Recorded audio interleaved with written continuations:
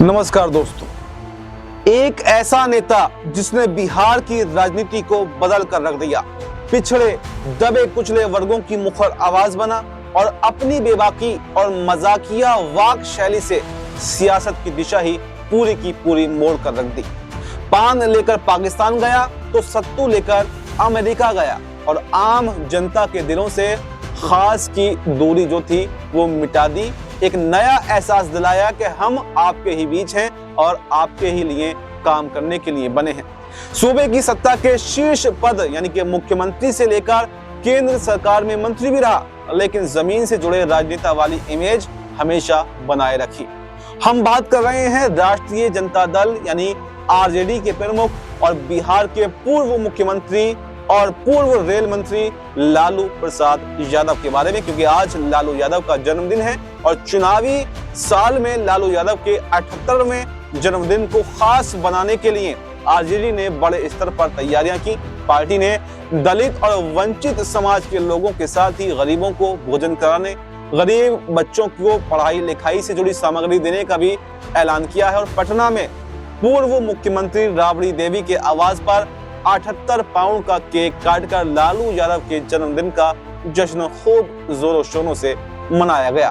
पूरे बिहार में विविध कार्यक्रमों के आयोजन की तैयारी की गई है। ऐसे में बात लालू यादव से जुड़े किस्सों की भी करनी चाहिए कि आखिर उन्होंने अपनी जिंदगी की शुरुआत कैसे की और कहां पर उनकी जिंदगी में मोड़ आया, कैसे उनकी राजनीति में एंट्री हुई।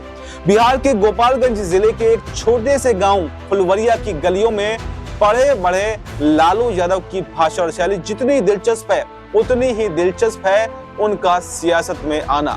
सीएम बन जाने से लेकर अपनी पार्टी बनाने तक का सफर। कमजोर आर्थिक पृष्ठभूमि वाले परिवार से आए लालू यादव ने सियासत में कदम बढ़ा तो लिए, लेकिन एक वक्त ऐसा भी उनकी जिंदगी में आया जब उनके सामने कोई रास्ता दिखाई नहीं दे रहा था और उन्होंने इससे किनारा करने और अपने कदम पीछे खींचने का भी कहीं ना कहीं मन बना लिया था।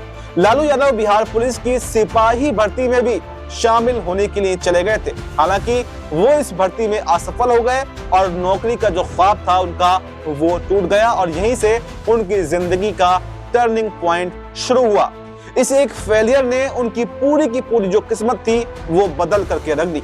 बिहार के वरिष्ठ पत्रकार शंकरशण ठाकुर ने अपनी किताब बंधु बिहारी में इससे जुड़ा हुआ एक किस्सा विस्तार से लिखा है। उन्होंने अपनी पुस्तक में लिखा है कि लालू यादव ने जब छात्र राजनीति में कदम रखा तो उन्हें एहसास हुआ कि इसमें अब कुछ भी नहीं रखा है। लालू एक अदद नौकरी की तलाश में जुट गए और कॉलेज की राजनीतिक गतिविधियों से दूरी बनाने लगे।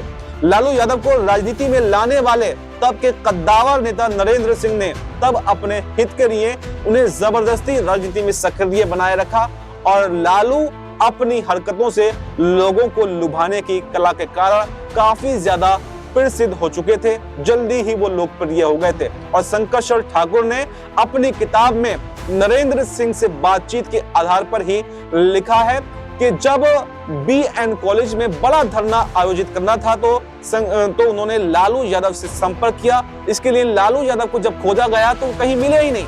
उनको दर बदर ढूंढा गया, उनके घर और जहां जहां वो बैठते थे, जिन जगहों पर वो रहते थे, उन सभी लोगों से बातचीत की गई, उनके दोस्तों से बातचीत की गई, लेकिन उनका कहीं भी पता नहीं चला।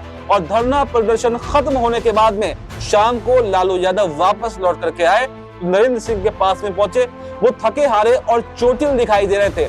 लालू यादव ने तब नरेंद्र सिंह को बताया कि पुलिस भर्ती में वो गए थे जहां पर सब कुछ ठीक रहा, लेकिन वो रेस नहीं कर पाए, यानी कि दौड़ नहीं पाए और दौड़ के बीच में ही वो गिर गए, जिससे वो चोटिल भी हो गए। और लालू यादव ने इसके बाद में नरेंद्र सिंह ने हर राजनीतिक गतिविधि में भाग लेने का वादा कर लिया और यहीं से वापस से वो राजनीति में सक्रिय हो गए और इतने बड़े पदों पर गए, यानी कि बिहार के मुख्यमंत्री बने, केंद्र में जो है रेल मंत्री बने और कई सारे बड़े बड़े पद उन्होंने जो है वो हासिल किए। और इसके अलावा उन्होंने अपनी पार्टी बनाई और उस पार्टी में भी आपने देखा होगा कि किस तरह से तेजस्वी यादव अब उसको बखूबी संभाल रहे हैं। तो ये उनके लालू यादव की जिंदगी का टर्निंग पॉइंट था और इस टर्निंग पॉइंट ने उनको एक बड़ा राजनेता बना दिया।